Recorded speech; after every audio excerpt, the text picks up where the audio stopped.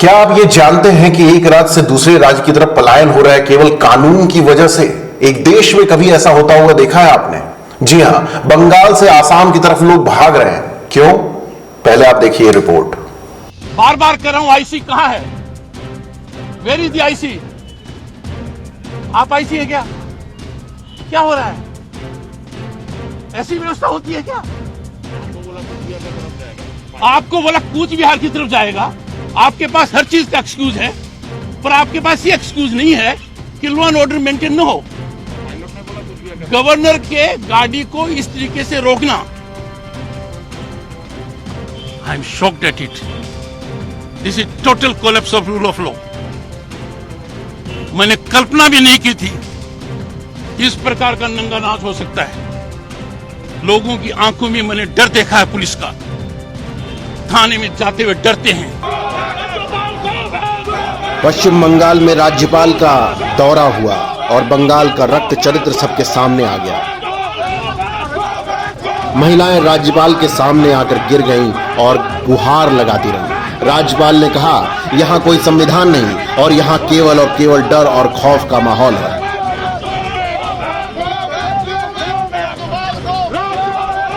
लोग पुलिस के पास जाने से डरते हैं, अपनी सुरक्षा के लिए परेशान हैं।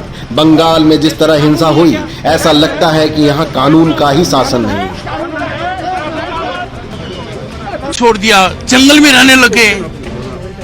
महिलाएं मुझे कहती हैं वो फिर आएंगे हमारे पास, और गवर्नर के सामने सिक्योरिटी का सच्चा failure. I am shocked at it. मैं अंदाजा लगा सकता हूं यहां के लोगों पर क्या बीतती होगी जब राज्यपाल के सामने ये कोई ऐसी व्यवस्था करने की हालत में नहीं है। बार बार कह रहा हूं, आईसी कहां है? Where is the IC? आप आईसी है क्या? क्या हो रहा है? ऐसी व्यवस्था होती है क्या? आपको बोला कूच बिहार की तरफ जाएगा, आपके पास हर चीज का एक्सक्यूज है, पर आपके पास ये एक्सक्यूज नहीं है कि लॉ एंड ऑर्डर मेंटेन न हो। गवर्नर के गाड़ी को इस तरीके से रोकना,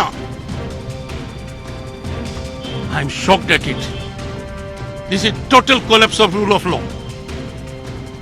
मैंने कल्पना भी नहीं की थी इस प्रकार का नंगा नाच हो सकता है। लोगों की आंखों में मैंने डर देखा है। पुलिस का थाने में जाते हुए डरते हैं। घर लूट लिया गया।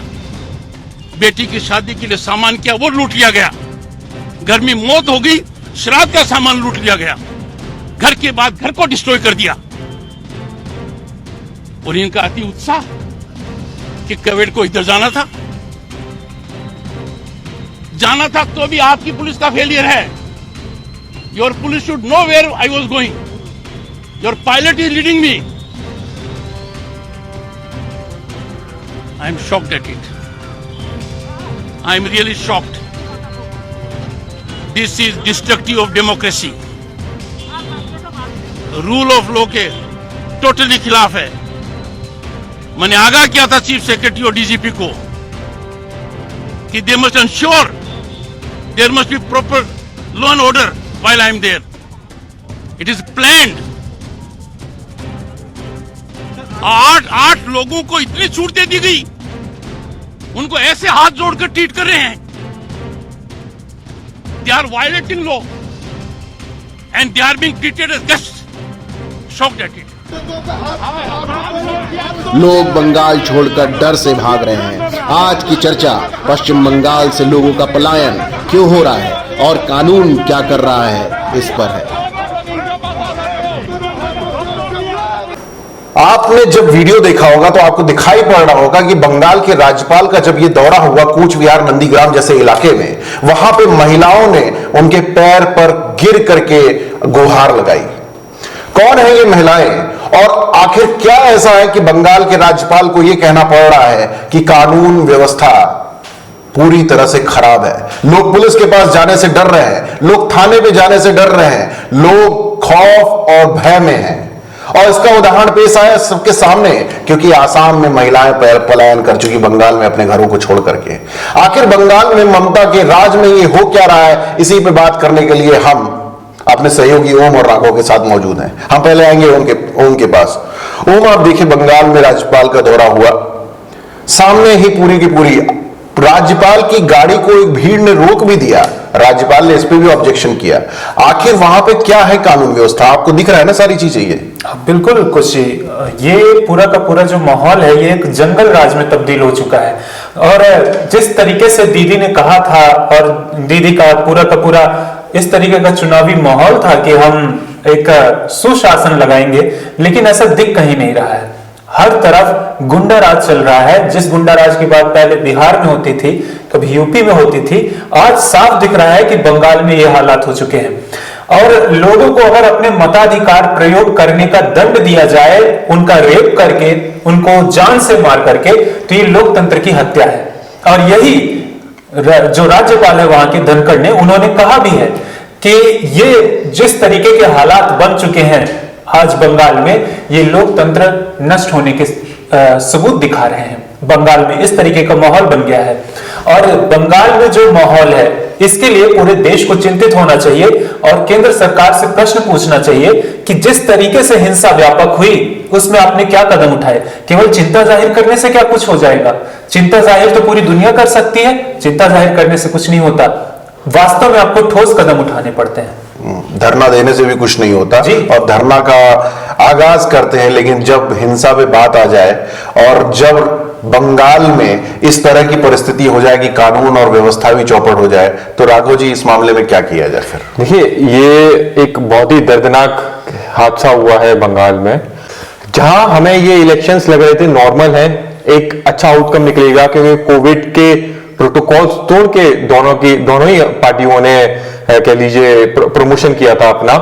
और उम्मीद थी कि एक बंगाल एक ऐसा स्टेट, अगर ज्योग्राफिकली हम लोग देखेंगे, बंगाल एक ऐसा स्टेट है जिससे हम आगे के नॉर्थ ईस्ट से कनेक्ट होते हैं, जो सेवन सिस्टर्स कही जाती हैं इंडिया की, तो वो पिछले जो 70 ईयर्स में डेवलपमेंट नहीं हुआ, कुछ पिछले 8-10 साल में सेकंड टर्म ऑफ बीजेपी, अब 2 टर्म ऑफ बीजेपी हो चुके हैं, हमें यह देखने लगा कि नॉर्थ ईस्ट को भी डेवलपमेंट देखने को मिला है। उन्हें भी ये फील होने लगा कि वो एक इंडिया का पार्ट है।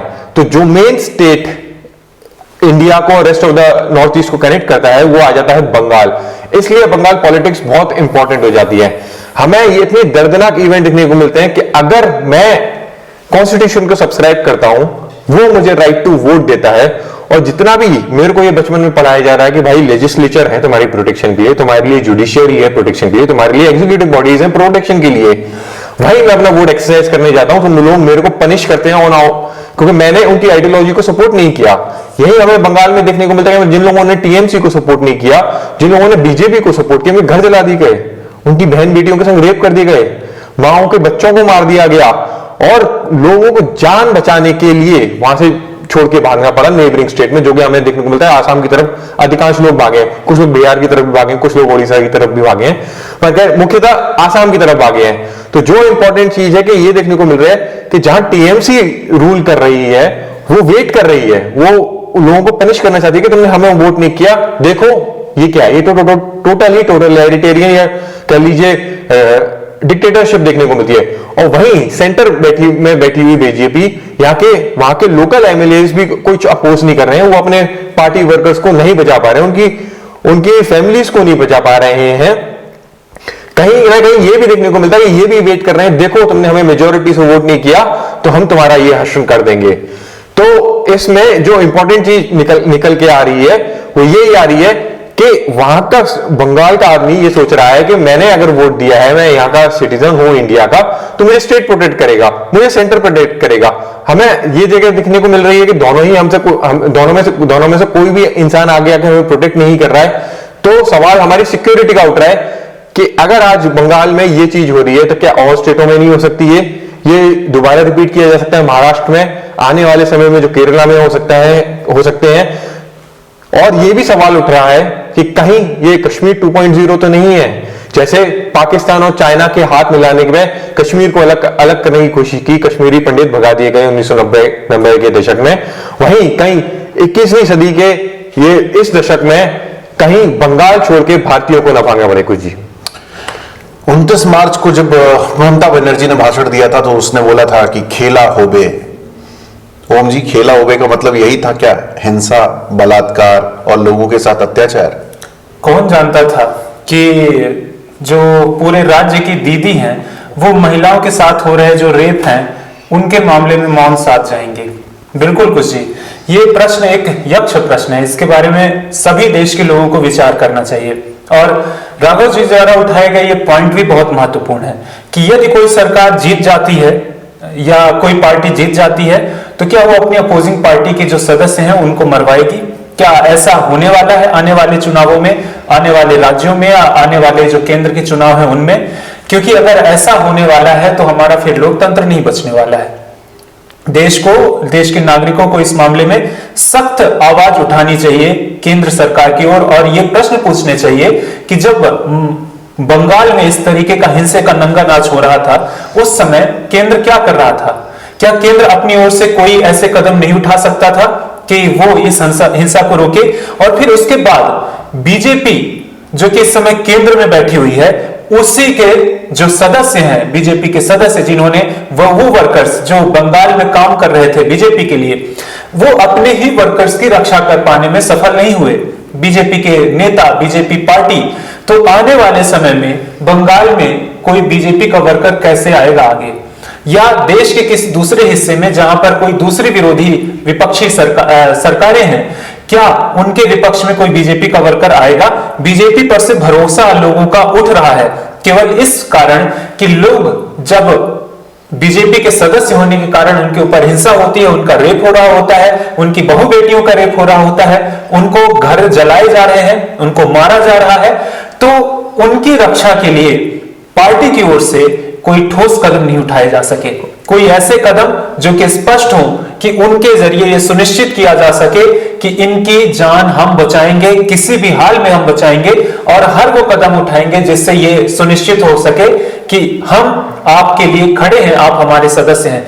जिस तरीके से बीजेपी ने अपने सदस्यों को अकेला छोड़ दिया, ये वास्तव में बहुत ही दुखद है, किसी भी पार्टी के लिए भी और किसी सरकार के लिए भी। ओम जी, आपके पॉइंट्स में कुछ पॉइंट्स ऐड करना चाहूंगा।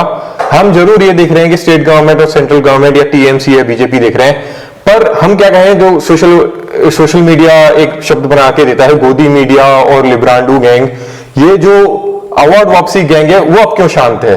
वैसे तो कुछ भी हो जाए कि बच्चों नरसंगानंद जी का ले लीजिए, डासना वाले मंदिर का केस का ले लीजिए, ये लोग तुरंत उछल के पहुंच गए थे।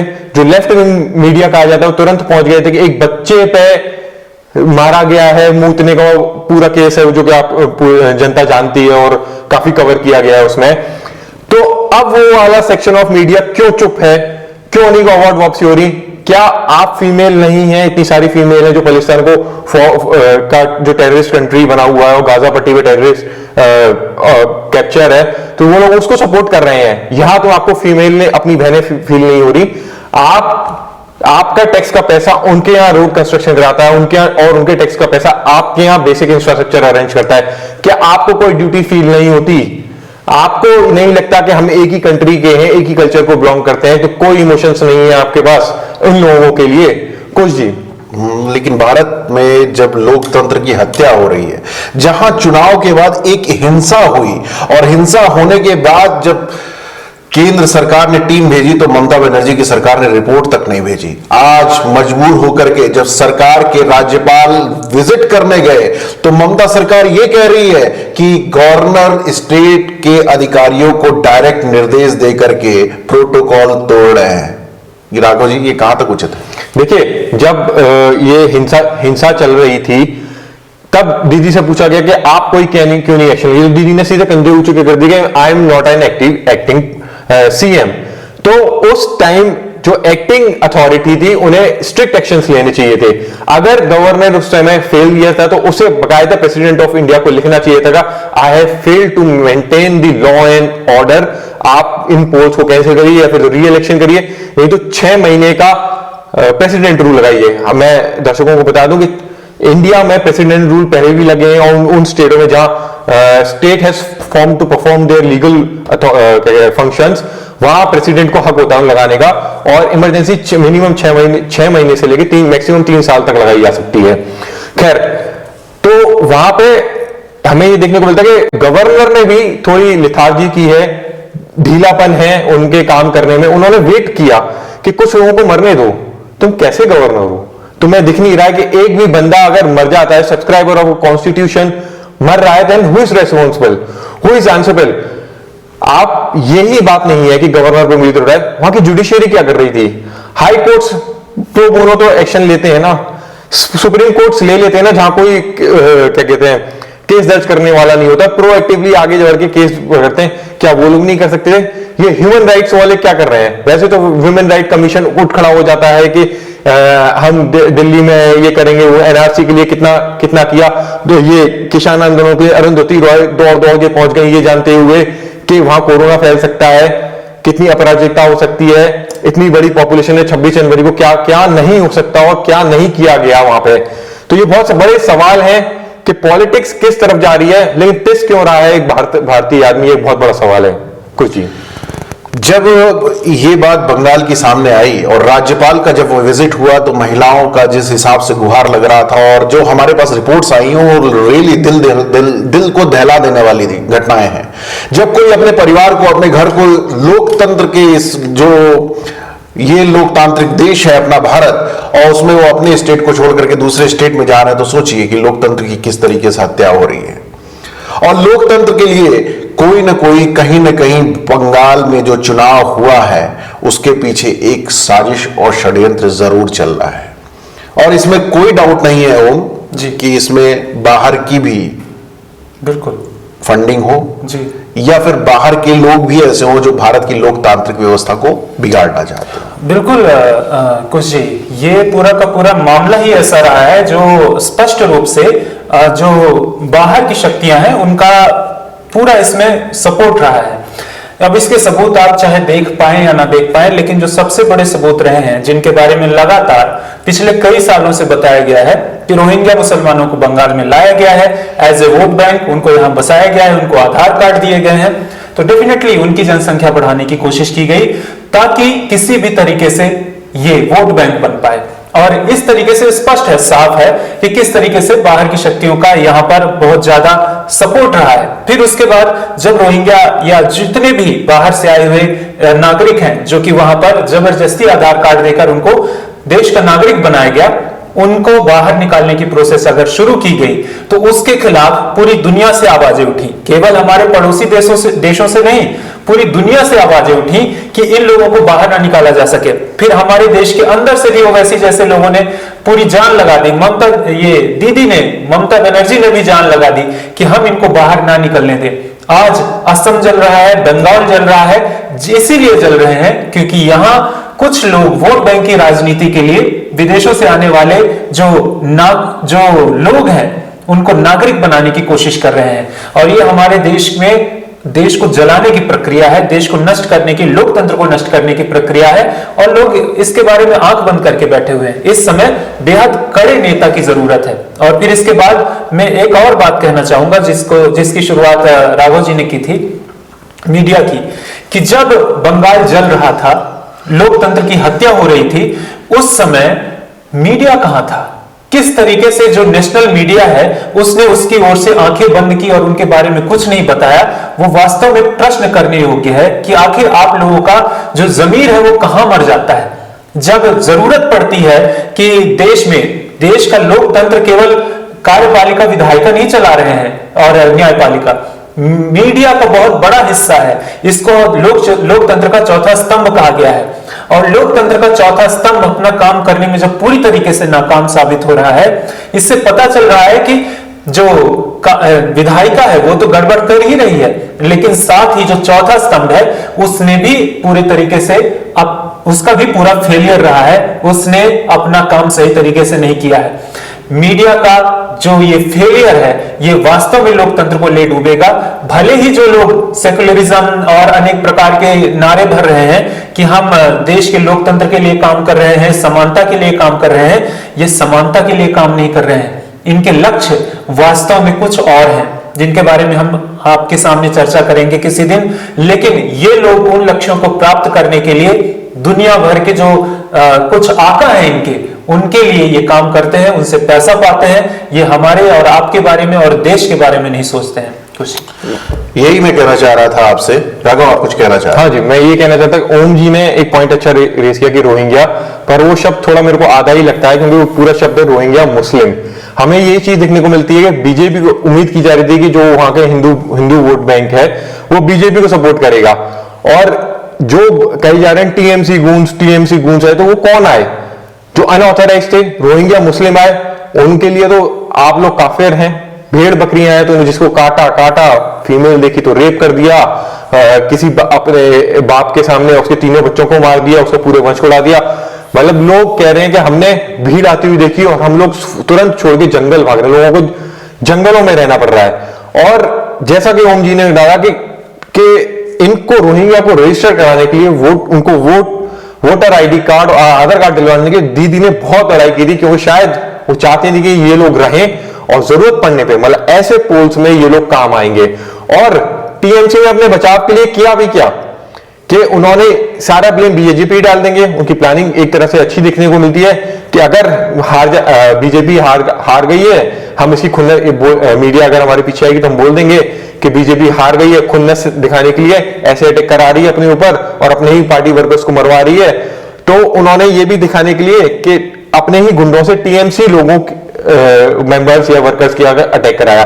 तो लेकिन देखने को मिलता है टीएमसी जिन मेंबर्स के यहाँ या वर्कर्स के यहाँ अटैक कराया सिर्फ वही हैं जो हिंदू हैं। तो ये इस पूरे दंगे और नरसंहार के बीच में हमें ये देखने को मिलता है एक पर्टिकुलर सेक्शन, मतलब हिंदुओं को स्पेशली टारगेट किया गया है। सजा किस चीज की मिल रही है कि हम हिंदू हैं? सजा इस चीज की मिल रही है कि हमने कॉन्स्टिट्यूशन ऑफ इंडिया को सब्सक्राइब किया है और हमने कहा कि हम एक हेल्दी डेमोक्रेसी करेंगे। सजा इस चीज के लिए मिल रही है कि हम आपकी विचारधारा को फॉलो नहीं करते हैं। तो अगर ऐसा पूरी दुनिया में होने लगा तो ये तो हिटलर 2.0 है, ये तो मुसलमानी 2.0 है। आप क्या चाह रहे हैं? दोबारा से वर्ल्ड वॉर 3 हो जाए, इस बार धर्म के नाम पे हो जाए? क्या चाह रहे हैं कि हिंदू खत्म हो जाए? यही तो चाह रहे हैं कि आप हिंदू पूरे नक्शे से खत्म हो जाए। आपने महाराष्ट्र में जगह नहीं छोड़ी, आपने कश्मीर से भगा दिए, केरला में उनके मंदिर बंद करा दिए, बांग्लादेश में आपने नरसंहार करा दिया। ये कोविड के समय में जब इंसान एक एक पैसा जुटा रहा है अपने बिल्स, अपनी वैक्सीन इकट्ठा करने के लिए, अपने इंजेक्शन करने के लिए, अपने लोगों को घर से बाहर निकलने के लिए मना कर रहा है, वहां लोग अपना घर छोड़ के शेल्टर होम रह रहे हैं। जहां गवर्नमेंट गाइडलाइंस दे रही है, WHO गाइडलाइंस दे रही है कि सेक्लूजन में रहिए, आइसोलेट करिए अपने आप को लोगों से, वहीं उन्हें शेल्टर होम्स में रहना है। सोचिए, तो अगर इंसान मतलब एक तरफ मौत, दूसरी तरफ खाई वाली बात है कि अगर मैं नरसंहार में नहीं मरा तो मैं कोविड से मर जाऊंगा। कुछ ही बंगाल में जब बात हो रही है ना हिंसा की, तो वही हमें कहना है कि लोकतंत्र कहां है अगर हिंसा है? हत्या है तो चुनाव कहां है? रेप है तो संविधान कहां है? सारे चीजों की धज्जियां उड़ती हुई नजर आ रही हैं। बंगाल के लोग ये देख रहे हैं, बंगाल के लोग ये जान रहे हैं, लेकिन जागरूकता आपकी भी चाहिए। अगर किसी भी बंगाल का राज्यपाल आकर के ये कहता है कि कहीं कहीं कानून में गड़बड़ी है, लोग खौफ में हैं, तो ये सोचने की जरूरत है। ये जरूरत है कि संविधान को और लोकतंत्र को बचाया जाए। मीडिया की फेल्योरिटी, जैसा कि ओम ने कहा, वो सामने आई है, लेकिन न्यूज लाइव नाउ अपना मुहिम नहीं छोड़ेगी। हम न्यूज लाइव नाउ की टीम लगातार आते रहेंगे देश के इन ज्वलंत मुद्दों पर आपके सामने। आप बने रहे न्यूज लाइव नाउ पर और देखते रहे न्यूज लाइव नाउ, लाइव खबर, लाइव असर। सिंहासन का अजब खेल, षड्यंत्रों का अजीब तंत्र, नौकरशाहों का अजब भ्रष्टाचार, कब कहां कौन सा मोहरा चलेगा चाल। देखते रहिए राजनीति सिर्फ न्यूज लाइव नाउ।